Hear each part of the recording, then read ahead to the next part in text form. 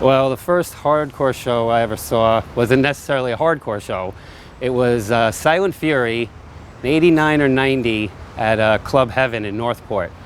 And Silent Fury was Alex Valenino on guitar from Gray Area and the Lillingtons, and Mitz playing bass and singing.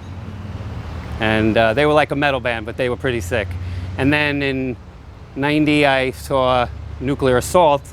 My next show was Nuclear Assault at Sundance, and still hadn't been to a true hardcore show yet. And the next show I caught was, the earliest show I remember catching was Breakdown at Carol's Place.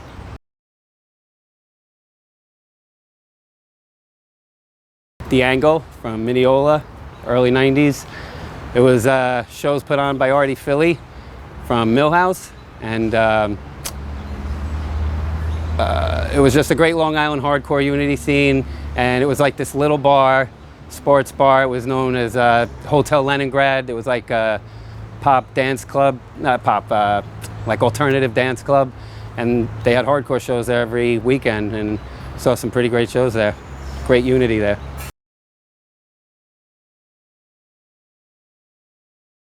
Rat Bones. He always gets me in the pit, and I've seen a lot of dancers. You know, I hear everybody talking about John Watson, and that was way before my time. Some of the DMS dancers in the early '90s would annihilate the pit, like Saab and Minus, and it was pretty rough, like at marquee shows. But Rat Bones, I seen him dancing before. I seen him retire and come back. He ain't going anywhere.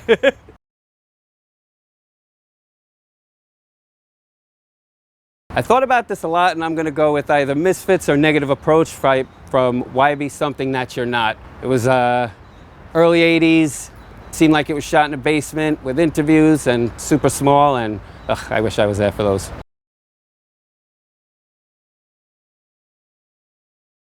I was always going to say that I was going to go with the Super Bowl Hardcore 4, which was the biggest show that I remember going to when I was young. And but after thinking more about it, my golden age of hardcore, I would have to go with the Toilet Bowl of hardcore at Hammerheads in 1990 or '91, and it was Sheer Terror, Breakdown, Yuppie Side, Put Down, Neglect, Mind Over Matter. Just to be in a small place like that with all of those bands was ridiculous. I'm gonna go with John LaFada from Madball, Neglect, Mind Over Matter. Sammy, because he is like in everything that I love, and he's the master. And I'm also gonna go with Rafe from Kill Your Idols, and he's just ripping it in Black Anvil now.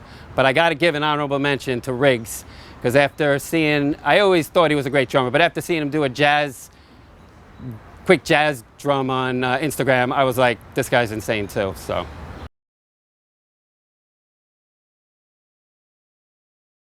John Joseph, Brian Neglect, aka Zoid, Ray of Today, Ray Capo, of course.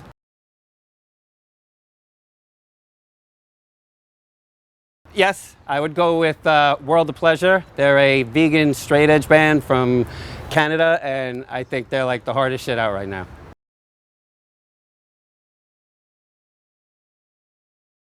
I really missed when Long Island hardcore blew up, because I moved up to Buffalo in '93, came back down in '96, but I caught the first really when it started really blowing up. And the unsung heroes off the top of my head, I'm gonna go with Berserkers, I'm gonna go with Disciplinary Action, I'm gonna go with Neglect. They really got big, but I don't think they got their just due. Right now, I've been working on a couple of solo songs where I get instrumentals from different artists, and I put my own lyrics and vocals to them, produce them, and remix them at my house, and then put them up on my website, bobbyheadwrek.com. I'm also digitizing my entire hardcore demo tape collection, cleaning it up if need be, and putting those up on the website. Doing a project with the drummer from Disciplinary Action, working on a little something with him. And I have a project I'm working on with Steve Nelson, the drummer from 10 Times Worse. We got a little 10 Times Worse thing happening, so be on the lookout for that.